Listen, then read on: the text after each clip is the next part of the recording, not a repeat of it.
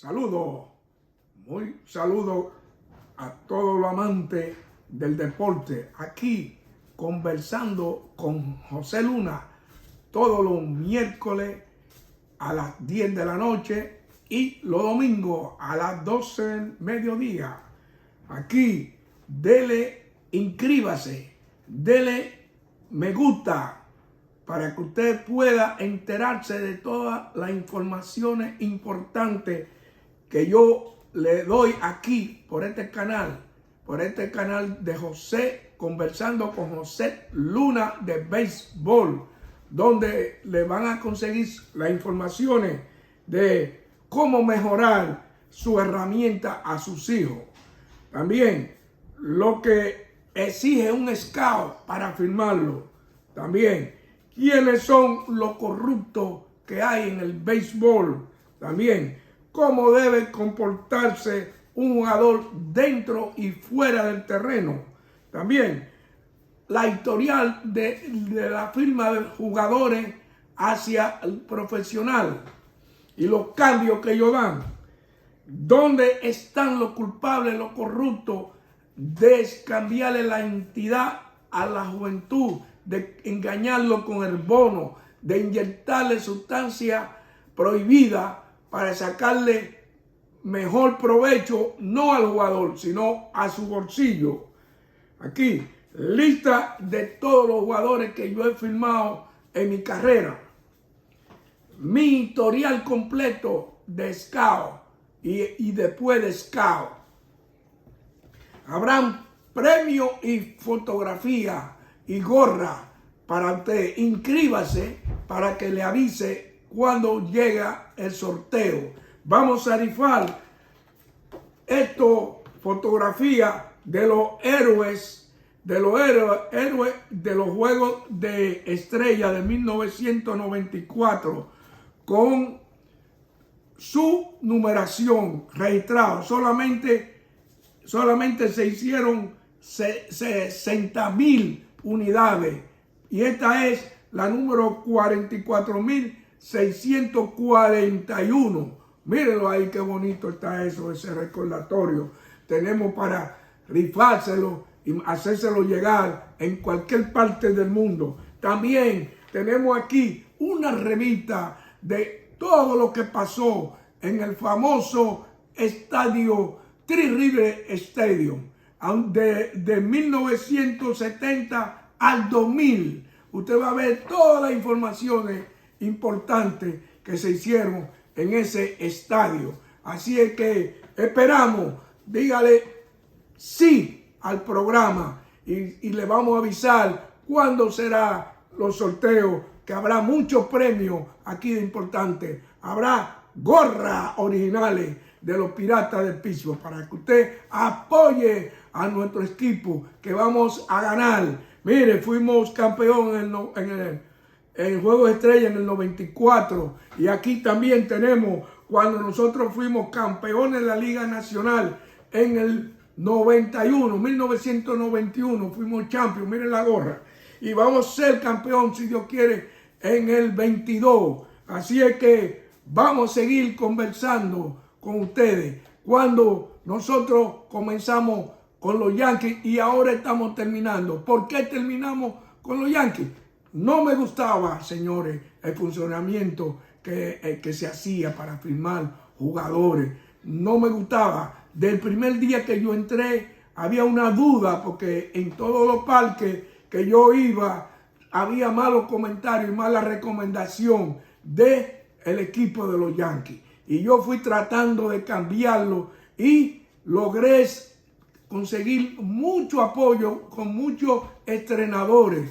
Y esos entrenadores me dieron el apoyo para que yo llevara los jugadores. Pero no tenía yo el control de la firma. Solamente lo tenía dos torres largas que habían en los Yankees de Nueva York. Entonces nosotros seguimos trabajando y haciendo giras deportivas para buscar los mejores peloteros en toda la República Dominicana. Y cuando la encontrábamos, la llevábamos a Loma de Sueño, que era que estaba nuestro complejo allá. cuando estaban en el complejo, nosotros preparábamos a esos muchachos por más de una semana y lo íbamos eliminando hasta que sacábamos el mejor material. Pero ese material se volvía, que no me daba cuenta, en lo control de unos scouts o unos jefes que habían por encima de mí, que cogían el control de esos jugadores, y entonces ellos era que hacía saber lo que hacía, si lo firmaban o se lo pasaban a otro equipo. Había algo que no me gustaba, porque cuando habían jugadores, me recuerdo yo de un jugador que fue firmado por otra organización y se descubrió. Cuando ese pelotero yo lo llevé a la organización de los Yankees, estaba en el complejo de los Yankees, en Loma de Sueño.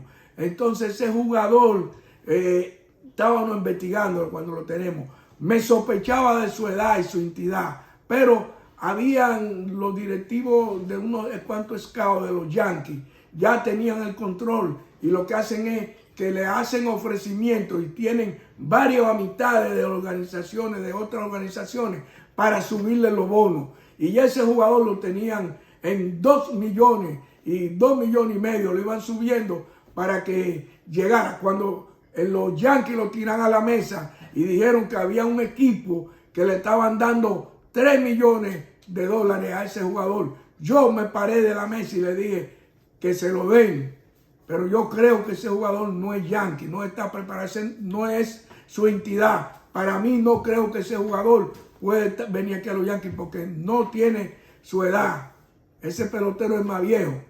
Pero ellos siguieron y se lo pasaron a otra vecina organización que estaba. Y esa vecina organización, no sé qué compromiso tenían ellos mismos, lo firmaron.